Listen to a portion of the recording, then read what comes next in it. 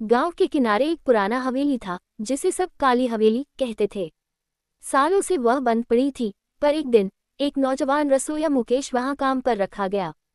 मालिक का कहना था कि हवेली को फिर से बसाना है और सबसे पहले वहां रसोई जिंदा करनी है। मुकेश थोड़ा डरपोक था, लेकिन पैसे अच्छे थे। उसने हामी भर दी और एक सुबह बर्तन बासन लेकर हवेली पहुंच गया।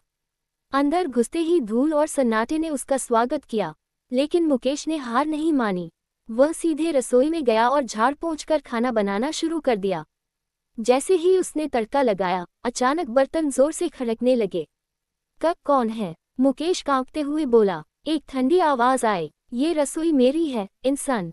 मुकेश ने देखा, धुएं के बीच से एक सफेद साया निकला, एक भूत जिसकी आंखें अंगारों की तरह चमक रही थी। भूत बोला, मैं रसोइया रघु हूँ। इस हवेली में 100 साल पहले खाना बनाता था, लेकिन एक दिन मालिक ने जहर मिला खाना बनवाया और सारा परिवार खत्म हो गया। मेरी आत्मा यहीं फंस गई।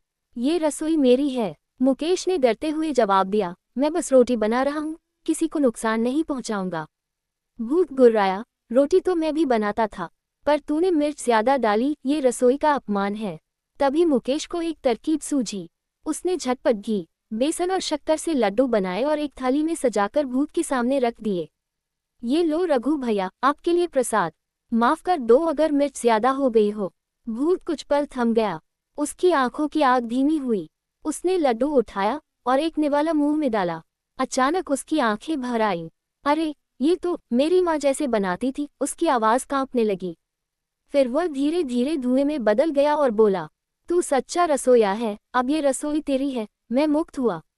उस दिन के बाद हवेली में कोई अजीब घटना नहीं हुई। मुकेश ने वहां एक ढाबा खोल दिया, भूतिया रसोई, जहां हर खाना आत्मा से बनता था, और कहते हैं एक अदृश्य हाथ आज भी उसमें तड़का लगाता है। अगर आप चाहें, मैं इस कहानी का अगला भाग भी लिख सकती